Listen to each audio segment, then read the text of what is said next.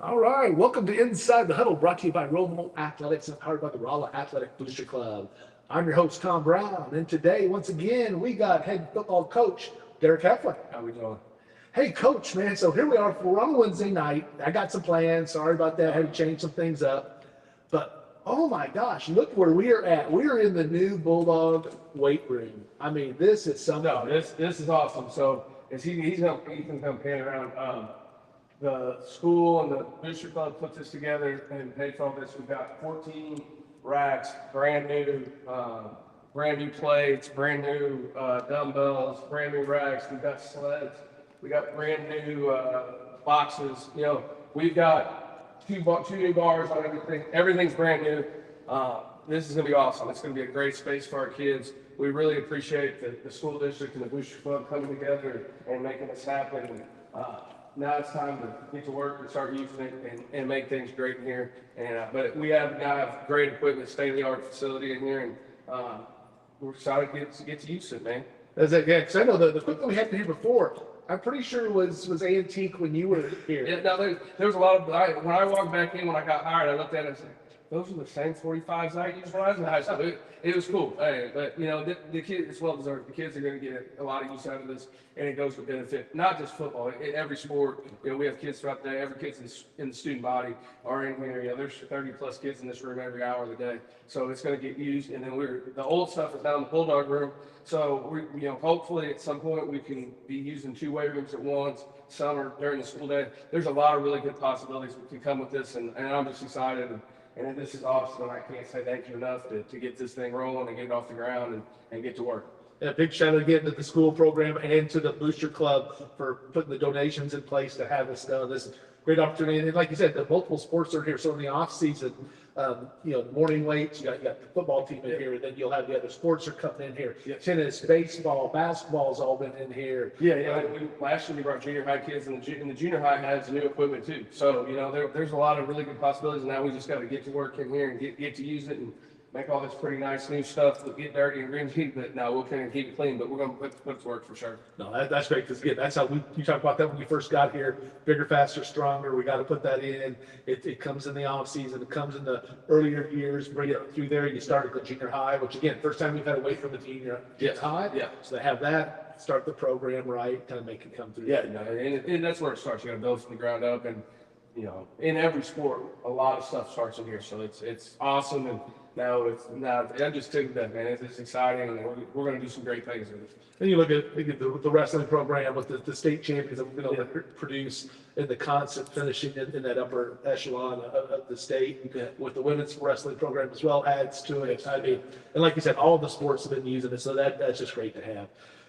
Whew. So now we're going to talk about Friday night. Yeah, that was tough. So announcing the game, it was homecoming, we had Pride Night, had a lot of great stuff going on.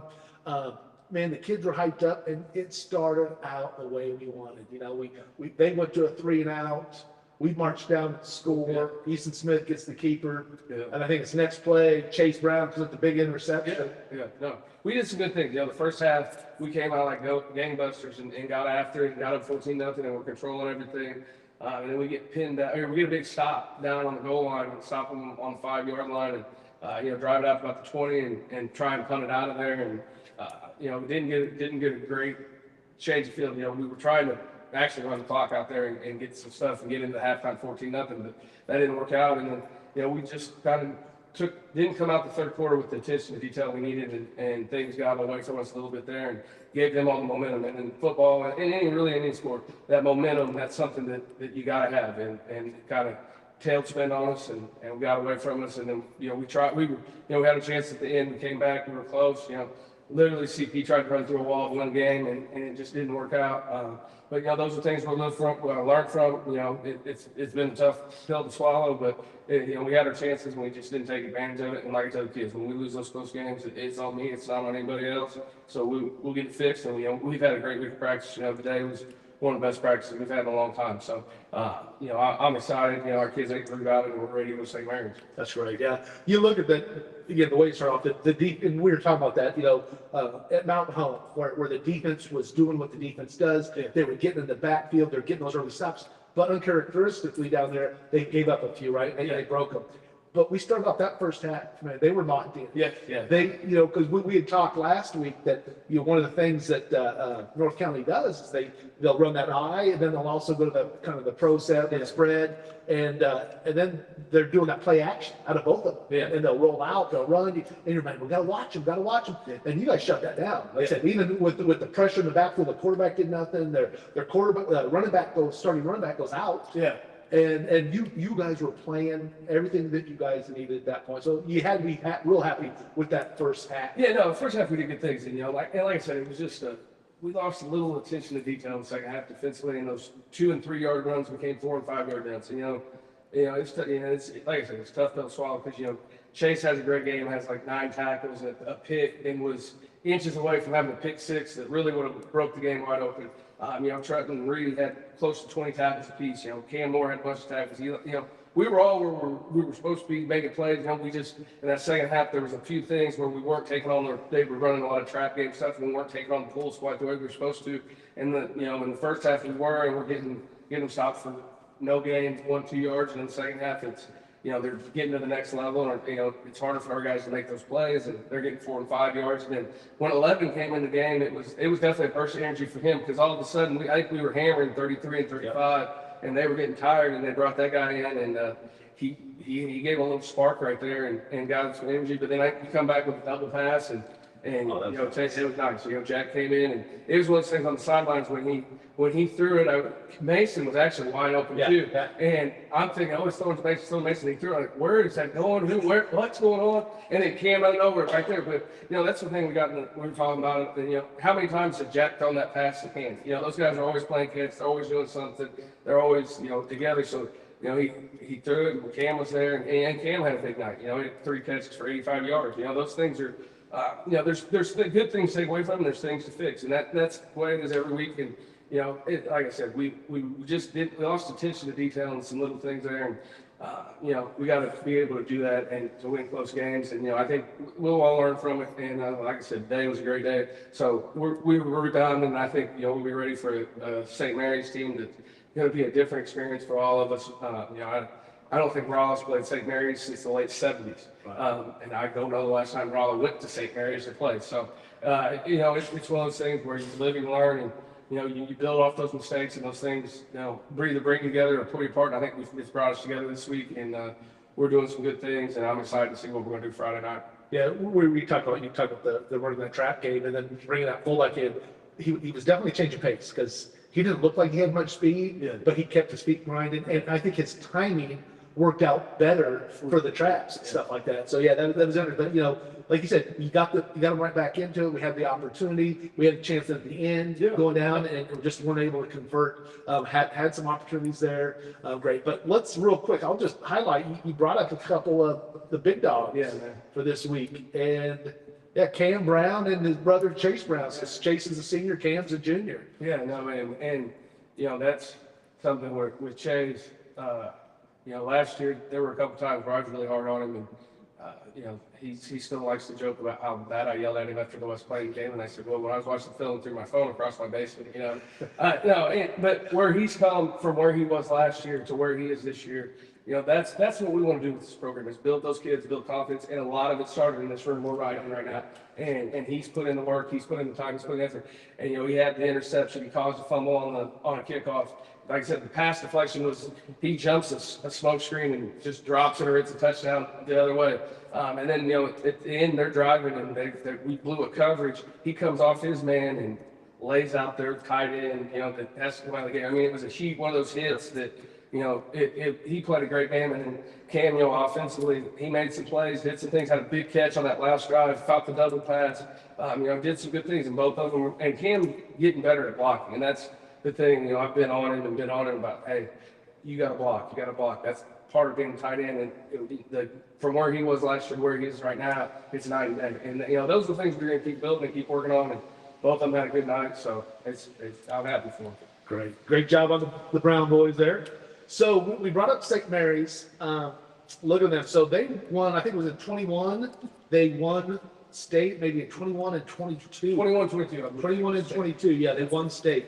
And so they won in 1921. They won as a class 3. Yep. Of course, back then we were always 6 classes at Yeah, they changed how they do the private schools, factor enrollment.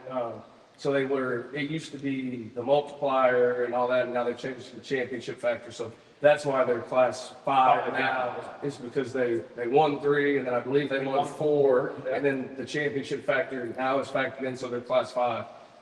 So yeah, last year at class 5, they had 2-8 season. Yeah, no, and well, the school actually, the Archdiocese, which is who runs the St. Louis private schools, said they weren't going to fund them anymore. So it's the Bommarito people, automotive people, and a bunch of alumni got together and kept the school alive.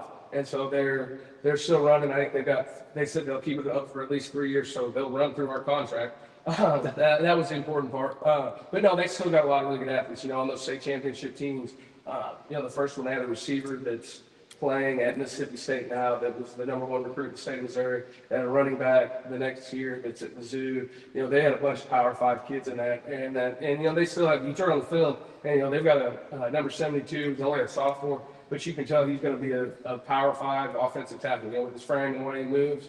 And they've got a running back, 22, that's a sophomore too, that can do some stuff. So they still got talent.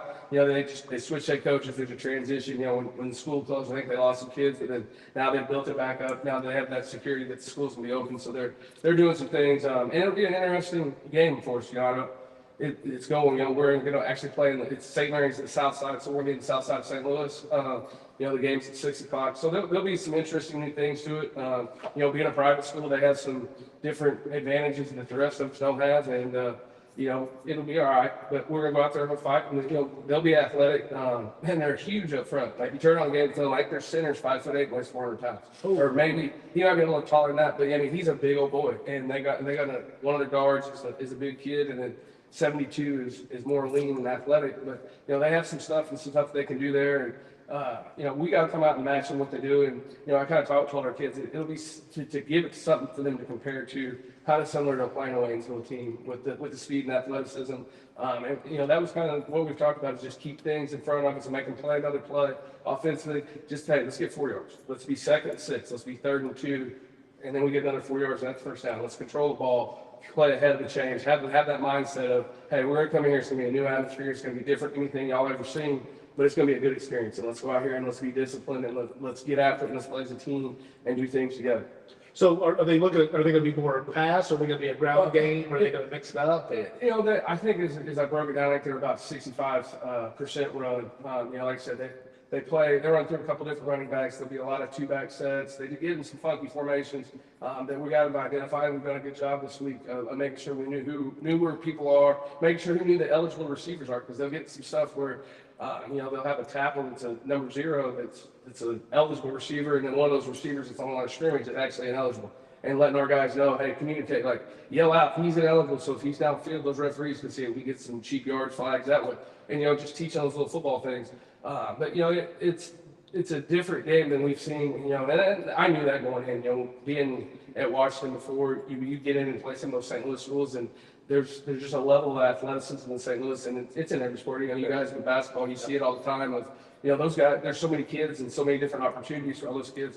And they grow up around each other. We're kind of one of those landlocked places where we get to play us, and sometimes you play St. James, you go around here, and there's not as much competition. So those kids grow up with all that competition and all those different things, and it'll be a good experience for our guys to see what that life's like and see how things are up there.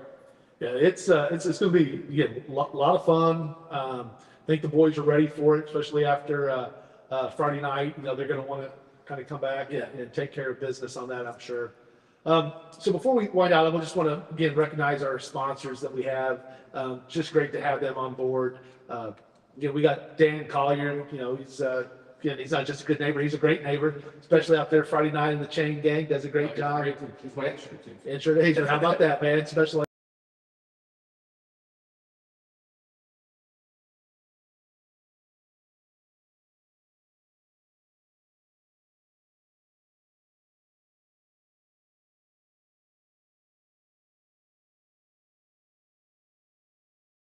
That, appreciate it. Wants good job. He does workouts with Ethan, so really appreciate everything he's done on that. And again, we got Big Lots with the Big Dog of the Week. We appreciate Brian out there doing his stuff. So appreciate that. So one last question I have for you.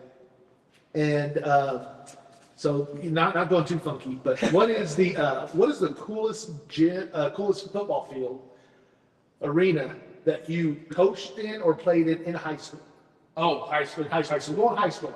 But see, that things were different. Back then, Lions Memorial, after really the first home game, and then I think there was a band competition. It was like playing in mud. Yeah.